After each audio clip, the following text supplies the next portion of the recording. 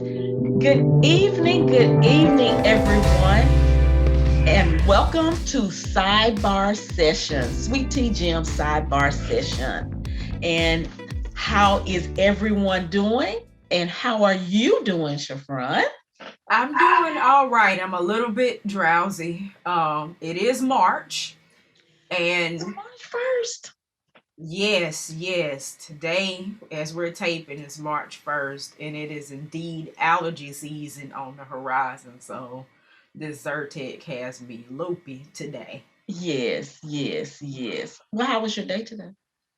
All in all, it was okay when I could keep my eyes open.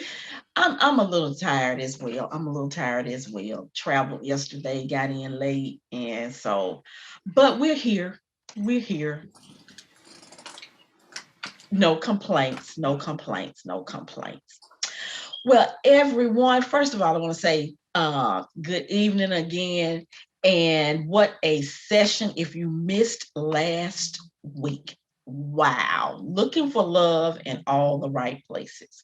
It was fantastic. Great discussion, great engagement. So if you have not liked and subscribed, to our channel, please do so that you can catch all of those great videos that we have posted. Please follow us on Facebook and Instagram. We got more content to come. And like I said, if you want to go and review what was already done, please do. So just like us, please. Just love us, please, because we love you. Absolutely. Absolutely. So without further ado, we're going to get into our topic.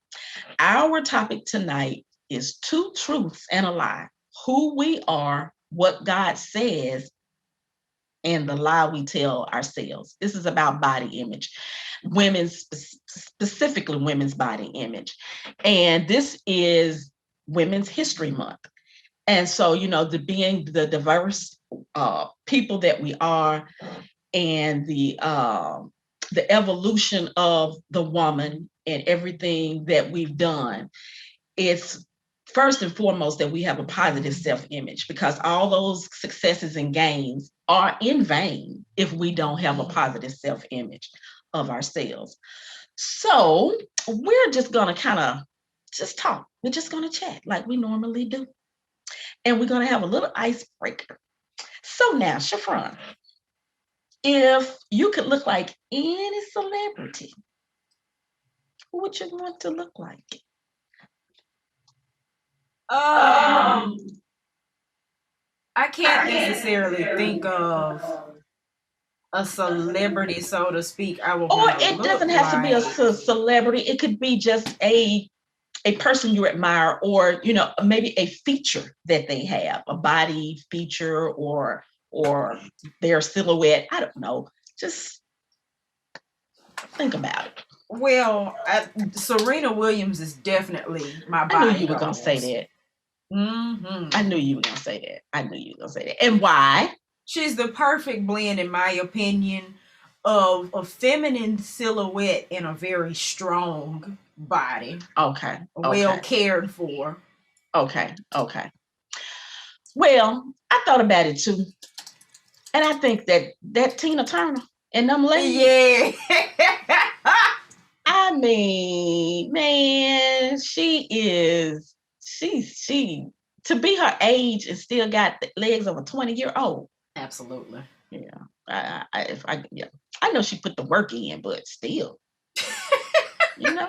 We be want these things, but not the work that it takes to get it. Yeah, but I admire it. Okay. I like that. I like that. Okay, Yes. next little question then. What is the favorite part of your physical appearance? Probably my skin. Mm, okay. All right. Glowy. I would say for me, it's my eyes. I think they're kind of expressive. So I They like it. are. They are. Thank you.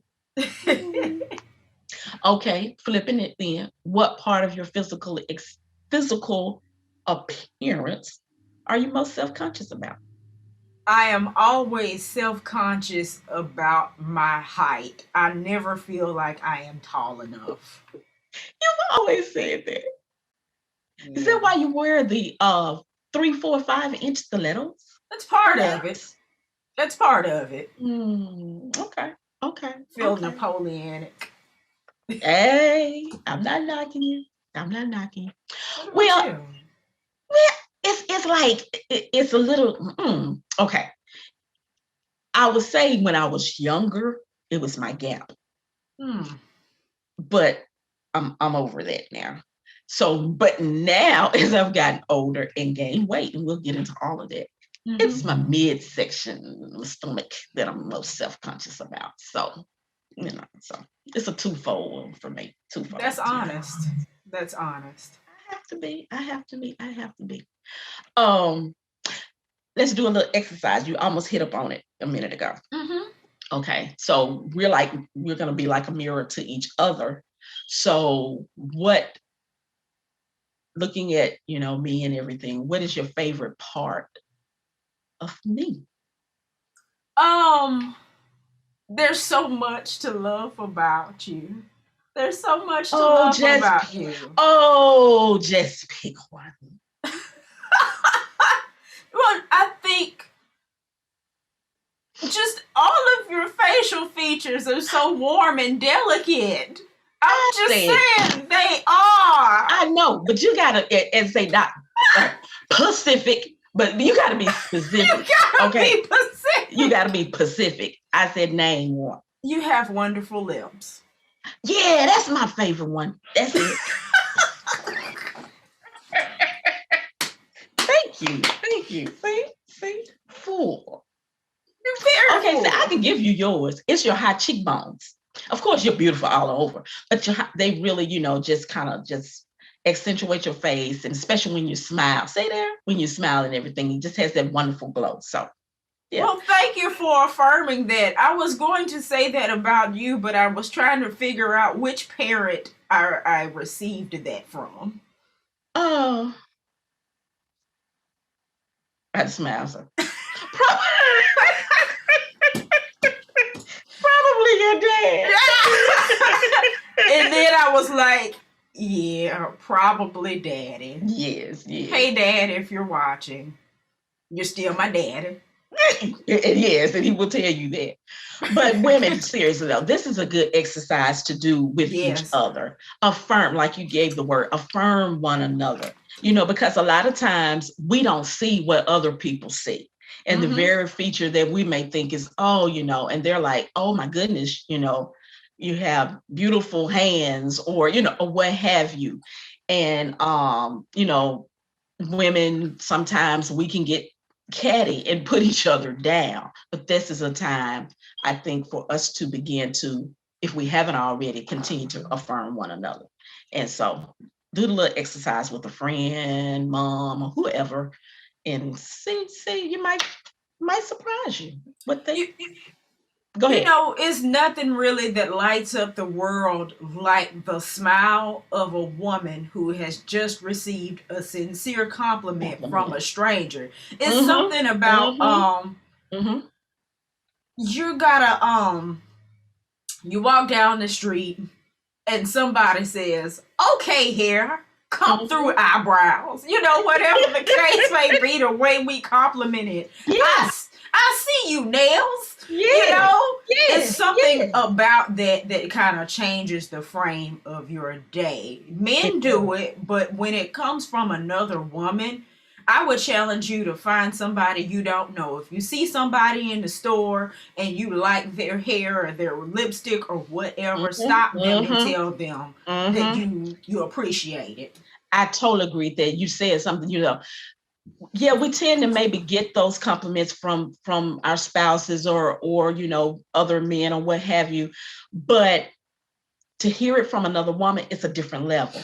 And I have tried to begin to do what you're saying. If I'm in a store or or wherever, and I'm like, your hair is beautiful, or I really like your nails, because it's that compliment that maybe just lift their day, that positivity.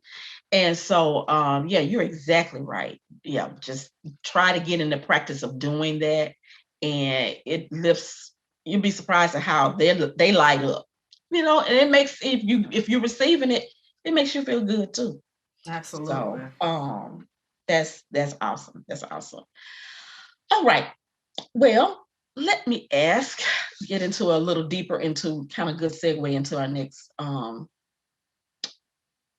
part. When did you become I guess a cognizant or realize the type of body you had or your body image? When did you begin to notice that your body was changing or what? Probably 9 or 10. Okay, okay, okay, okay. Mm-hmm. Well, how did that begin to shape you as a teenager, a young adult, the type of body that you have and how you were growing? Did it affect you positively, negatively? Just talk in general. It was a weird experience. I mean, I think it's awkward for everybody.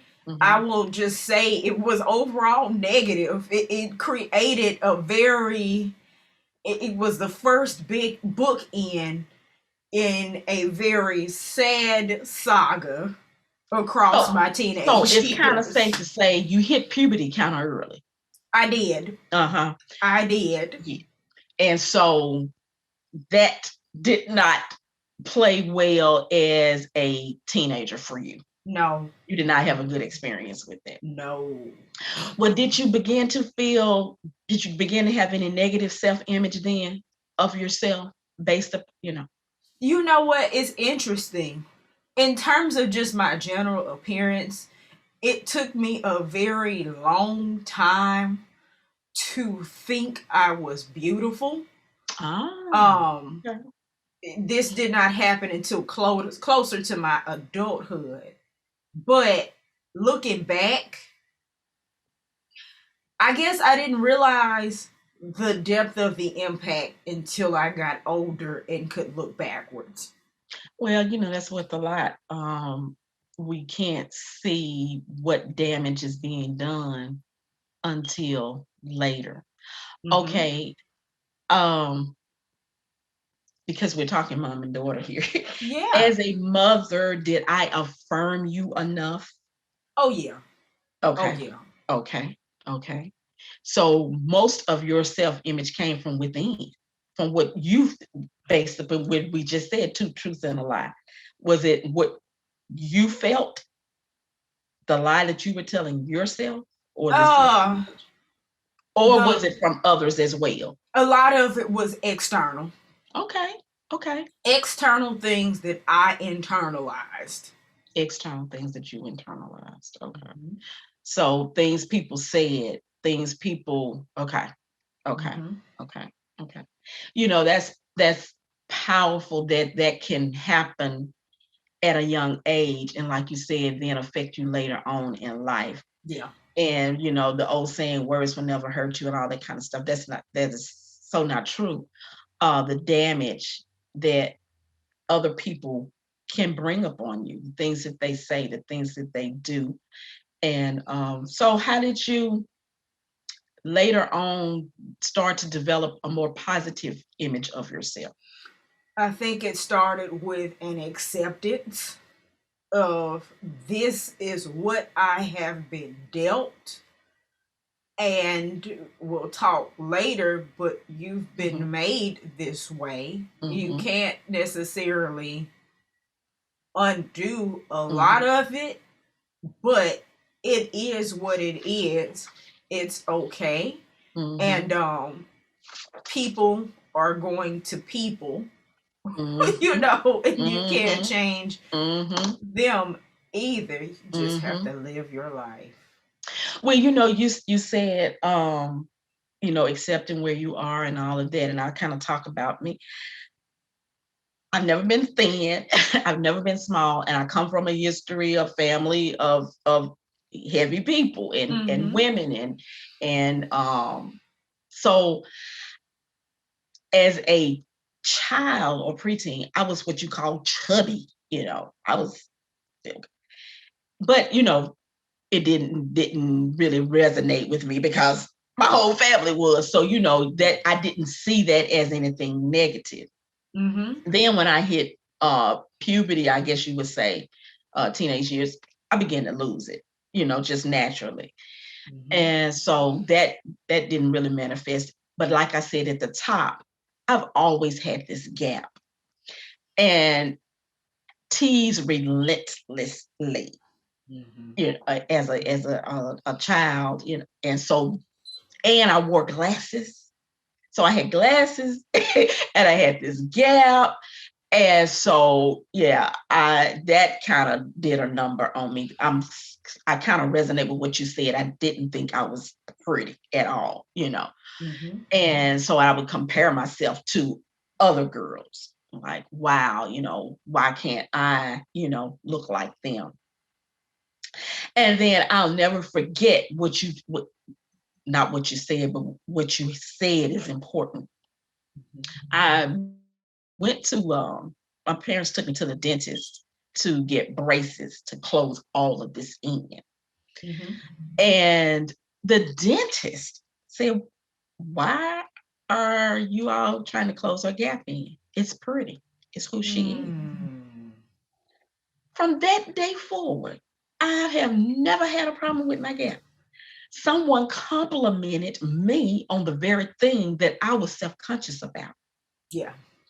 And so, it's just, it affirms again that importance of affirming people and accepting who you are. And, other than me closing it in, there was nothing else I could do.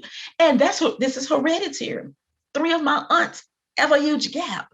My grandfather had a huge gap, so my brother had one. He closed his in. But, and so, and there's nothing wrong with that. You do what you want to do to Absolutely. improve, your self-esteem or whatever you need for you. But I say that to say that affirmation of who I was and that I was beautiful just the way I was, I never had a problem anymore with my gap. Now, as I got older, back to the weight situation, that began to creep up on me again. It has, and so I'm self-conscious of that. I'm working on it. And I think I'm better than I was even a few years ago because I'm accepting my body for who it is and what it is. And then saying, okay, what can I do to improve? But I'm not hating on it, so to speak. Mm-hmm. And so I think we as women, we kind of beat ourselves down and we let society dictate who we are and what we look like.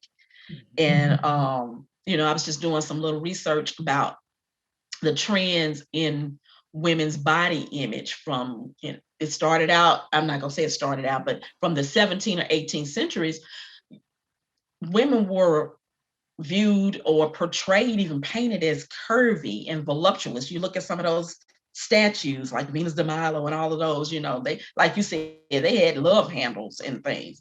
So, but it shifted. The 1920s, you had the flapper trends, and then you had the 50s and the 60s with this supermodel called Twiggy, and Yeah. she looked like a twig. She was just super, super thin. Then we went from that to the 70s and 80s. We started to pick up more of that athletic tone body, sort of like what you were saying about Serena, that type of body type. But they were still thin. They weren't what we are now. And, so you mentioned something even before we aired about the dress sizes and how they have changed and what the average dress size is versus what we are trying to attain. Talk a little bit about that. So I was reading somewhere, and I'll see if I can research this and stick it in. But I believe the average dress size here in America is like a 12 or a 14. It is. Yeah. But every ad you see, like every model you see, she's going to be a size 0 to a size 4 to be straight sized. 6 Mm-hmm. being like the Mm-hmm. high upper Mm-hmm. end of Mm-hmm. that limit. What you see advertised to you and what people aim for is not what is the reality. So mentally, we're trying to kind of shoehorn ourselves into that. And I can speak to culturally about that. For us, it's not just a size, it's Yes. really not the size, it's a shape thing, which is why you have people going out of the country risking their lives to get a BBL and a mommy makeover. Like, I want a huge behind. I want Mm-hmm. you to take Mm-hmm. everything off Mm-hmm. of my midsection Mm-hmm. type Mm-hmm. business. Mm-hmm. Wait, that was another period of, the Kim Kardashian where like you said, people wanted the big butt. I just say it, the big behind. And it's like, does it ever end? Do we ever get content with, just our No. body size? But you mentioned something culturally and about us, and even the clothing that is made, we're trying to fit into some styles and things that weren't necessarily, they're not Mm-hmm. necessarily designed for us. And that, if just indulge me, we just talking, Yes, go ahead.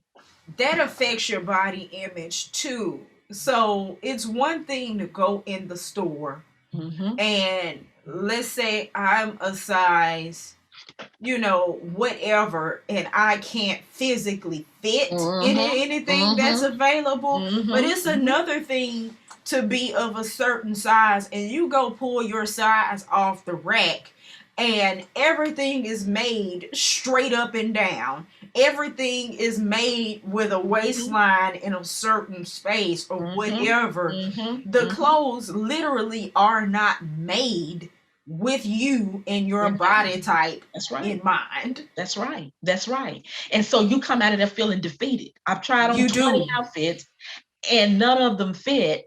And let's say you've been working on, self-improvement or what have you, and you're like, what's all this for? And I can't fit these clothes.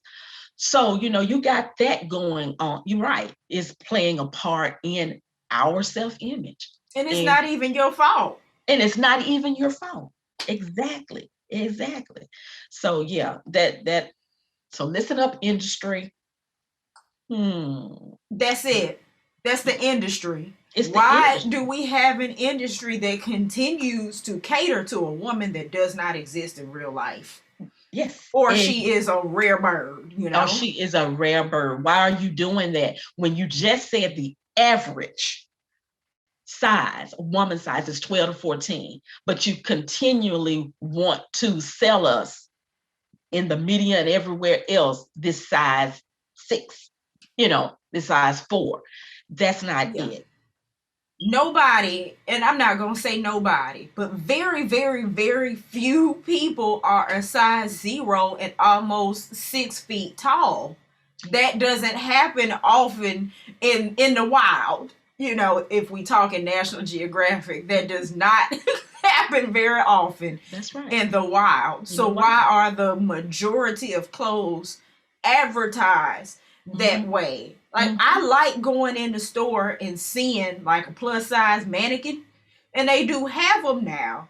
Some Thank of the you. straight size mannequins are still, made regular, but it's nice to actually know what that product is really going to Want to look look like. like on me. And it's identifying again. I want to see a body type that looks like mine. Cause And I like got to buy the because clothes. I got to buy the clothes. And like you said, to see it on a plus size mannequin, then that gives me a good idea of this can look good on me. Because 9 times out of 10, what's on that? You looking at that rack or you looking at that display, it's not gonna look like that on you at That's all. real. And so, that's another discouraging thing. Beautiful on the rack, horrible on your body. Okay. Yeah. So yeah, the industry has got to come up to par and come up to helping women achieve or have a more positive self-image. They are playing a negative part in it, believe it or not. Yes. So good, good, good, good, good, good, good, good, good, good, good. Um, so let me ask then, what advice would you give to, I'll just say young women, that are struggling with their self-image, whether they're feeling they're too thin, too big, or there's something, my nose is this way or that way. I'll tell you another thing I struggle with when I think about it. As a teenager, I had horrible acne. That can do a damage on your self-image and yourself. And, thankfully I had parents that, said, okay, we're going to take you to the doctor to actually, help that out. But I aged out of it as well. Yeah. But it was still during that prime time. I was like 15, 16 years old. And so, I don't know if I had someone else that would have spoken to me and helped me to see that, you can still deal with this and still be pretty and all of those other things, would that have helped me during that period of time? So you have any advice for young people? In terms of a young person, first of all, this is really for anybody, but you can't wait till you get where you think you want to be to start celebrating yourself. It's too And it late can be for then. anybody, you're right. Yeah. Don't wait until you get to your desired destination to decide to celebrate yourself, because all you're doing is wasting time on the journey, beating yourself up along the way and sabotaging yourself. But to a young person, just thinking back, you may say, I don't like what color I am. I don't like my eyes. I'm too thin. I'm too fat. I'm too this, that, and the other. I want to change that, or I wish I was something else. Ask yourself, what would changing those things about myself change about my life? And I think just talking to people, the things they think will change, they either won't or they wouldn't have mattered. Like, I wish I was, a different size or whatever so that people would like me better. No, they're not going to like you better or like you any less right where you are. That is not going to change that situation. You being you not having acne, yes, people do judge. I don't want to discount that either. Yes, people judge. There's so many layers to that, especially you get into skin color and all of that texturism. Yes. But dark versus light, yes. Absolutely. But in terms of you yourself, what do you think that will really change? Will it change the fabric of who you really are? And the answer is no. There's nothing wrong with you. God didn't make no mistakes about you. Let what you improve be because you want to improve upon it, but not because there is self-hate. Yeah. I agree with that. And I said it and framed it as a young person, but you're right. That could go for anyone. And getting to the point where you celebrate who you are right now and in the moment, because it robs you, if you can't accept. Now, of course, right. There are things that everyone wants to improve on and wants to make better or what have you, and there's Mhm. nothing wrong with that, but you still can't have that loathing, or I'm not going to do this or that until I lose 10 Yeah. pounds, or you know that may or may not happen. So what do you Right. do until then? Yeah. So it's a celebration of you, of who you are So that kind of brings me to the next thing. Where are you now personally in your journey of self-love, I'll say, and positive body image? It's interesting. I still have my struggles. Like for me, um, we talked a little bit earlier about my youth. I never necessarily thought there was anything inherently bad, negative about my body, but I felt like the attention toward it was overwhelmingly negative. Negative. Okay. And I internalized that, well, they were dehumanizing experiences. So I internalized that as feeling less than human. Like I noticed the other day, I am currently doing Noom, Okay. which I'll talk about in a second. But Yeah. I'm currently doing Noom, and I was gonna write a review about it, and I still will. Mm-hmm. But I have hardly any full body pictures of myself. I went and looked on social media, I looked through all of my files. I rarely ever take any pictures below the neck because something internally in me says that if people only see me from the neck up, they will treat me like a person and Mm. not a collection of body parts or a spare parts catalog. Okay. Okay. So I Okay. still struggle with that a little bit, but then there's that whole acceptance. No matter like how big or small I am, the shape of my body is never going to change. And I like it.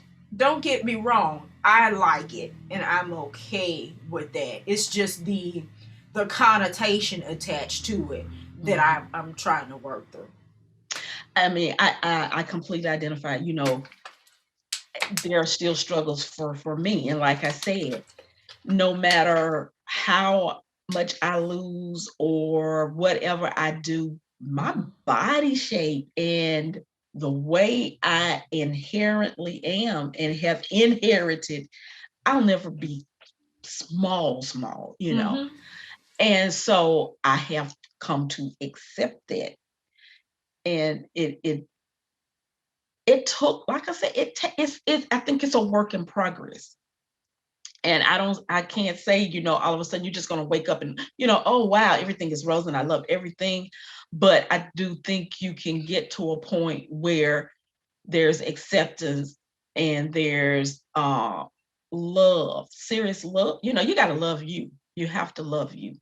And you have to Yes. love everything about you. And like I said, to accept the things you can't change. Mm-hmm. And if you could, what would it do? Would it make, like you said earlier, would it make people like you any more or any less? And that's not the goal anyway, because they should like you and love you for who you are, not what you Right. look like. So yeah, that's pretty. You hit upon something and talk about noon.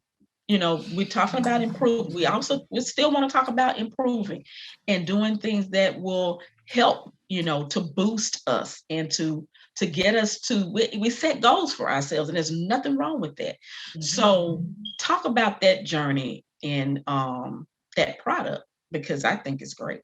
So, somewhere between the time I started dating my current husband and maybe the second year, I gained about 30 pounds because my lifestyle changed drastically. Mm-hmm. I went from dancing like 5 days a week to not really doing anything. I'd gotten, active doing that in terms of cardio or whatever, calisthenics, whatever you want to call it. And I had started lifting, but I moved and then life kind of got away from me for a second. And then my lifestyle also changed the way I ate. Mm-hmm. Well, I won't say it changed the way I ate, but it did work Mm-hmm. in concert Mm-hmm. with my level of activity. Mm-hmm. And I saw that I once and for all had to get a grapple on my relationship with food. So I was not satisfied with my body at the place it was, not because of the number on the scale or the tag in my dress, but because I knew I had not treated this one body that I have on loan from the Lord the Mm-hmm. way that I should have. So I Mm-hmm. set out on a journey. I invested in Noom, which is a program. It's an app that helps you to get in tune with your lifestyle and healthy habits. You get a coach, you get a support group when you first start, in this app that helps you track your weight, what you're eating, and it gives you like article resources throughout the week to learn more about not just food and not just exercise, Mm-hmm. which there's Mm-hmm. little emphasis actually on exercise. Okay. Um, Very little, but changing the way you eat, your relationship with food, helping you tackle your sleep and your stress and all of the holistic things that go into either weight loss. They have a program for heart health and one for diabetes, I believe, as Okay. well, that Okay. you can get into. But for me, I've been doing it a year. I had a goal of 20 pounds. I'm down 13, which some of that comes with acceptance.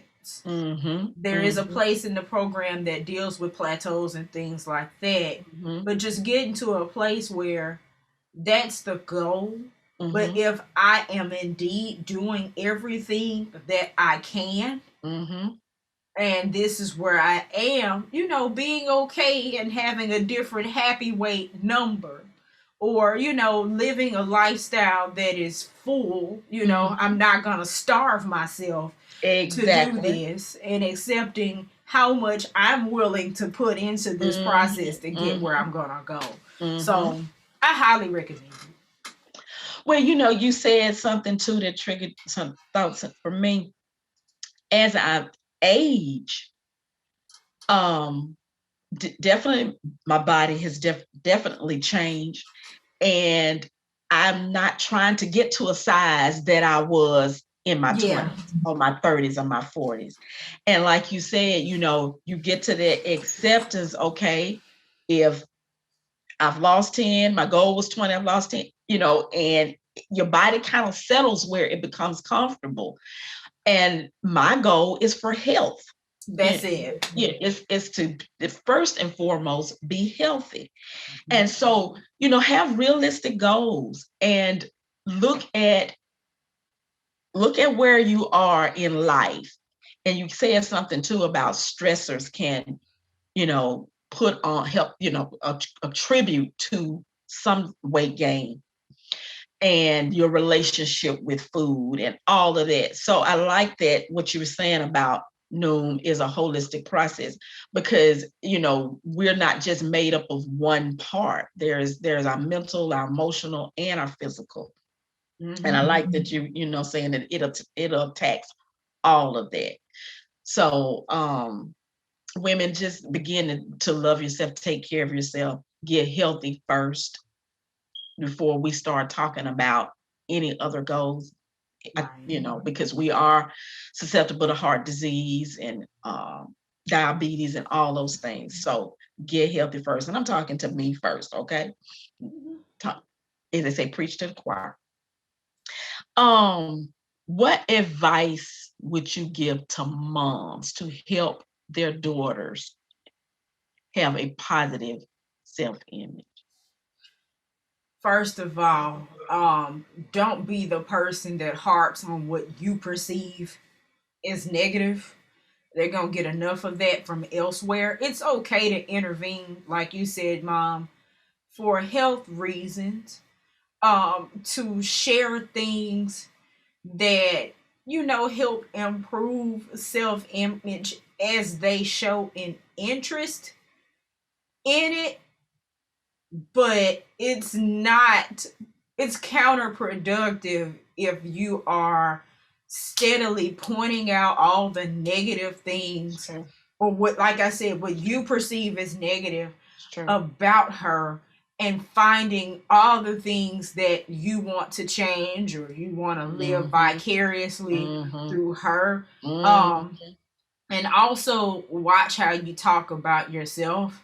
I'll give, just a general example. If you're always talking about, I hate my hair or whatever, Yeah.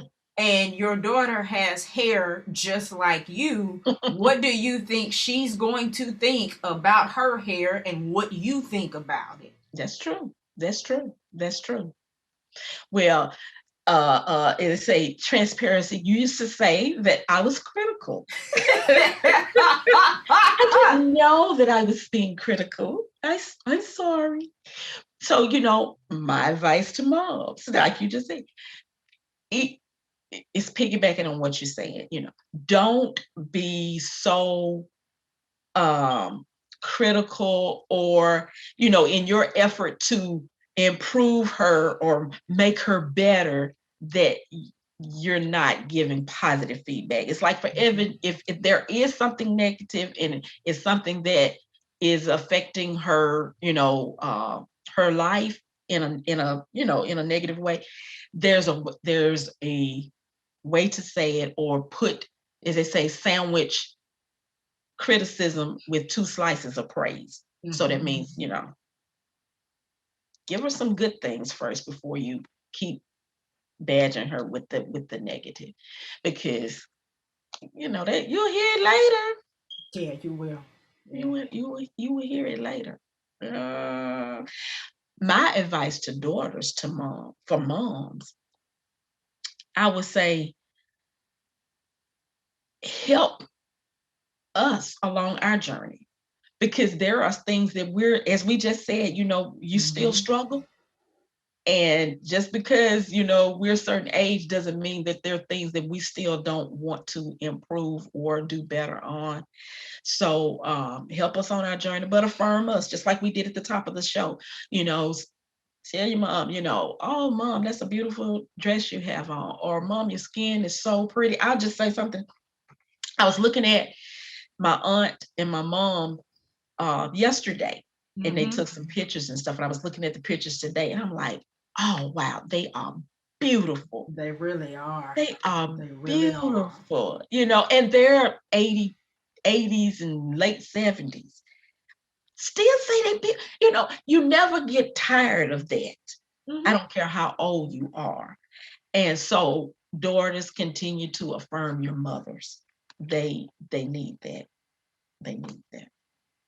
You mentioned something before you go on about um criticism and how you handle that with moms and daughters, and you mentioned grandma. Mm-hmm. You know how you mentioned at the top of the broadcast, it didn't really dawn on you about being husky because everybody was husky and it Mm-hmm. just wasn't a thing. Mm-hmm. And you mentioned grandma. She always, carries herself with a lot of confidence. Very much so. Very much so. Always kind of spruced up and Mm-hmm. never really makes a big deal about that. That's right. That's right.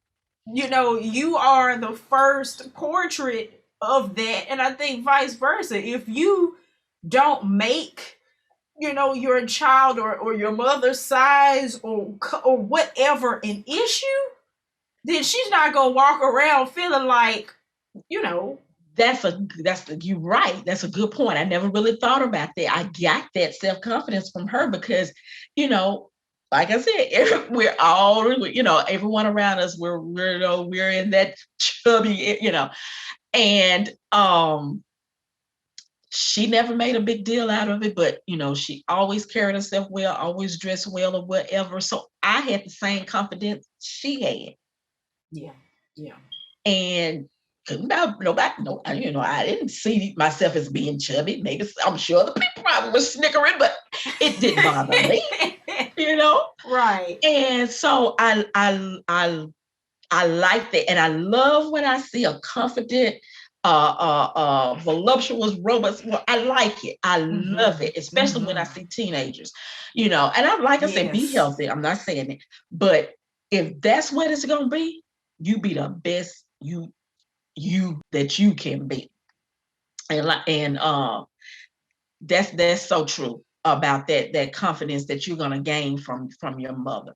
And like you said, she's got to be confident in herself. Don't say, I wish I was lighter, or I wish my hair was this way or Yeah. that way, or what. Your daughter's looking. She's taking it all in. She's and her you are her mirror. So we said two truths and a lie, then she begins to develop that lie that she's not Mm-hmm. beautiful. And I like what you said about the moms, you guys needing affirmation. I think that's powerful. And you just mentioned being a mirror. It's vice versa. I think we as daughters, as we come into our own, yeah, they're the elders and they're the example. But if I walk around talking about, I hate this birthmark, Mm-hmm. I hate my Mm-hmm. eyes, I hate Mm-hmm. my lips, Mm-hmm. but I got Mm-hmm. that feature from my mother, how Mm-hmm. do I think Mm-hmm. that makes her feel? Mm-hmm. You know, or Mm-hmm. if she feels like she gave me something that makes the world harder, for me, Yes, or that's a true. perception that That's my true. life is harder because of something that she gave me, Mm-hmm. Mm-hmm. how do you think that makes her feel? That's right. That's right. That's right. Because that same feature, she may have been demeaned or Yeah. teased or what have you. And so, for you to negate that, you're just translating it to her as well, or resurrecting old wounds or hurts that she had to try to get over, but she's looking at you and you're not confident in that, or you're downing it. Yeah. So it's like a slap in the face almost. So it works both ways. And if I may mention this, yes, we're talking about daughters and mothers because that's our thing. We're a mom and a daughter. Right. But I think this has a double importance for fathers of daughters. Yes. It Yes. stings worse from your dad than it does from your mom. Exactly. Exactly. Because you're setting up an expectation of other men.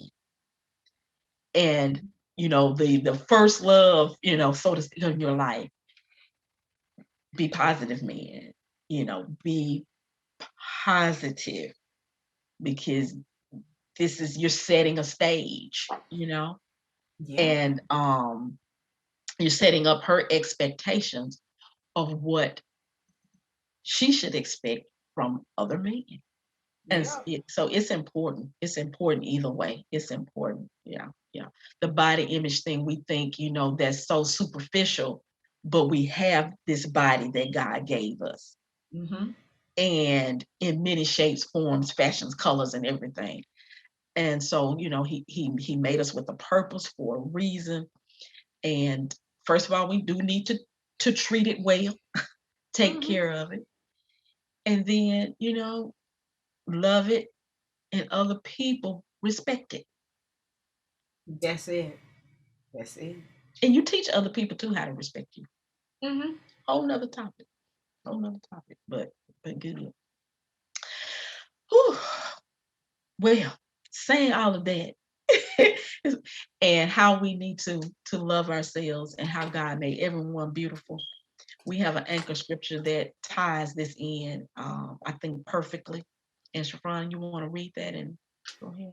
Yeah, I will read that. So, Psalm 139 and 14. I'm actually going to start at 13. Go ahead. For you formed my inward parts. You knitted me together in my mother's womb. 13. And then 14 says, I praise you, for I am fearfully and wonderfully made. Wonderful are your works. My soul knows it very well. We've talked about the the lies we tell ourselves about who we are, um, what we look like, what we live in, what other people think about us, and how our lives would be different if we were different. Superficially, we've talked about the truth of who we really are and the acceptance of that truth. But this is who God says we are, and that is the most important thing. You have a master craftsman who formed your inward parts and Mhm. knitted you together. Do you know Mhm. how long it takes to knit something out of pieces of yarn?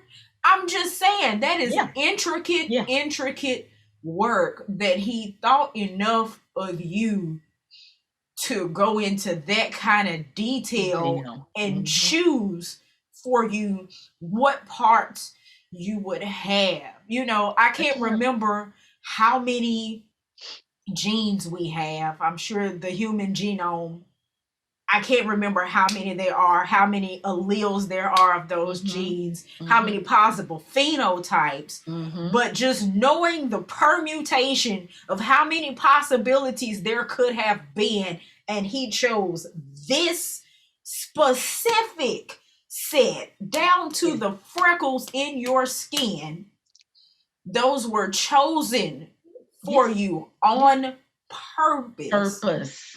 and they're wonderful. It's awesome. It's And they're awesome. wonderful. And they're wonderful. Ooh, I love it. I love it. I love it. Well, everyone, we have enjoyed this one. This one has been really good. And, we just want to continue to say, love yourself. Love yourself because God loved you first and he loves you well.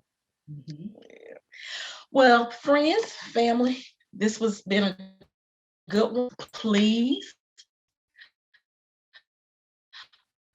uh, tune in for our next sidebar session, which will be on entrepreneurs. And we're going to be reaching out and just tune in. We're going to be reaching out because you never know. You may be a guest on the next one. You may be a guest on this show. So, any last thoughts, Shafran?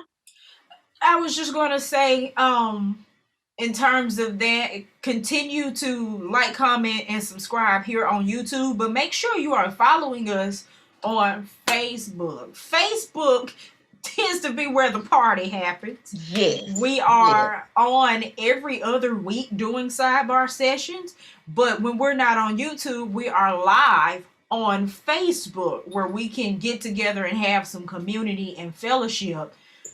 You can of course fellowship with us here, but you're able to join us live on Facebook. yes, Also, that is where we communicate most during the week. You'll catch us there. You'll also catch us on Instagram and in our stories. We do hmm, different things like ask us anything. We'll ask you questions and we want to hear from you.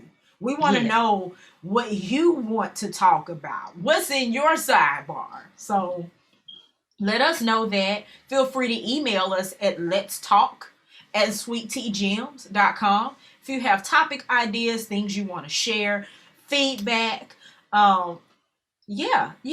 Stay in touch with us. Stay in please, touch. Have yes. some tea with us. Have some tea with us. Yes, with a little bit of sugar.